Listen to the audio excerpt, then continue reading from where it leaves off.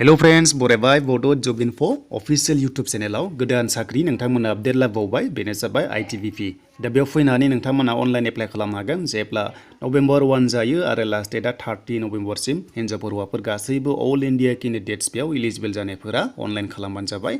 आरो जेब्ला लिंकआ एक्टिभ जायो अब्ला नोंथांमोननो गोदान भिडिअ खालामगोन माबोरै एप्लाइ खालामो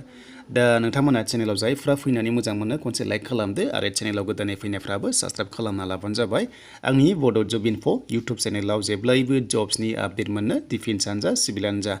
दा गोबाव खालामा जों अफिसियेल नटिफिकेशन नायनोसै बे official notification short notification head constable बेनिफ्राय कनस्टेबल मोननै रोखोमनि बेयाव पस्टार दङ जेराव हिन्जावफोर हौवाफोर जायफ्रा एलिजिबल जायो नोंथांमोना बेयाव एप्लाइ खालामनो हागोन 10 पासनिफ्रायनो हायो दा पस्टआ मोननै रोखोम दं नालाय भेकेन्सिखौ नायदो हेड कनस्टेबलाव ST 4 दं हौवाफोरा हिन्जावफ्रा सासे दङ अब्लाबो आनरिजार्भआव एलिजिबल जायो बेनिफ्राय कनस्टेबलाव नायोब्ला ST 11 दङ हौवाफोरा हिन्जावफ्रा 2 दङ आरो बेनिफ्राय आनरिजार्भआव हौवाफोरा 58 दङ बेनिफ्राय हिन्जावफोरा 10 दङ दा बेयावबो नोंथांमोना थांनो हायो स' बेनिफ्राय दानिया एक्स सार्भिसमेनफोरा बेयाव 10% रिजार्भेसन दङ माने जायफ्रा ITPP आव मावखानाय दङ बिथांमोननि थाखाय 10% फेमिलि मेम्बार्सआ बेवहाय रिजार्भेसन दङ दे बाहागो लानो हागोन जायफ्रा दङ आरो बेक सेक्टरनिफ्राय बा डिपार्टमेन्टनिफ्राय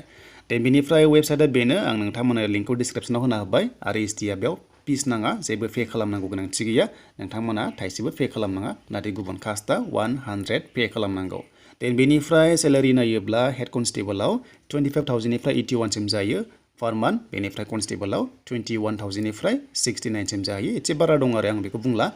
बेनिफ्राय दानिया हेड कनस्टेबलाव बैसो 18 निफ्राय 25 इयार्स नाथाय ST हिसाबै 5 इयार्स बारा मोनो नालाय अब्ला 30 इयार्ससिम बेनिफ्राय क्वालिफिकेसन नायोब्ला साइन्सनिफ्राय एचएस पास खालामनांगोन बेनिफ्राय साबजेक्टआ नोंथांमोना फिजिक्स केमिस्ट्रि आरो मेथ्सआव 45 मार्क्स मोननाय जानांगौ आरो बे गैयाब्ला 10 पास खालामनांगोन नोंथांमोना बेनिफ्राय ITI दंबानो पास खालामनाय दंबानो बेयाव एलिजिबल जायो 10 पासनि थाखाय जेरै इलेक्ट्रनिक्स बा इलेक्ट्रिकेल नङाब्ला कम्पिउटार नोंथांमोना बे सेक्टरनिफ्राय ITI पास खालामनांगोन अब्लानो एचएस पास जालायनाङा बा साइन्सनि जालायनाङा स' बे क्लियार जाबाय देन बेनिफ्राय लास्टआव मोनसे अपसन दंबावो डिप्ल'मा दङबा नोंथांमोना बेयावबो एलिजिबल जागोन जायफ्रा 10 पास खालामनानै नोंथांमोना साइन्सनिफ्राय मोनसे नङा मोनसे डिप्ल'मा जेरै इलेक्ट्रनिक्स बेनिफ्राय कमिउनिकेशनफोर दङब्ला स' नोंथांमोना बेयाव जेबो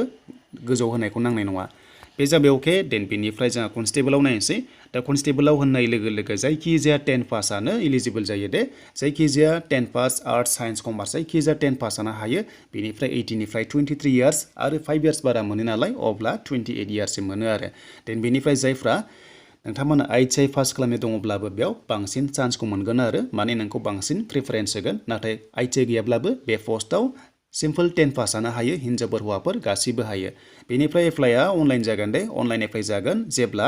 नभेम्बर 1 जागोन अब्लानो नोंथांमोना बे अफिसियेल वेबसाइटआव फैनानै अनलाइनखौ खालामनो हागोन आरो जेब्ला अनलाइना जायो लिंकआ एक्टिभ आं नोंथांमोननि भिडिअ खालामगोन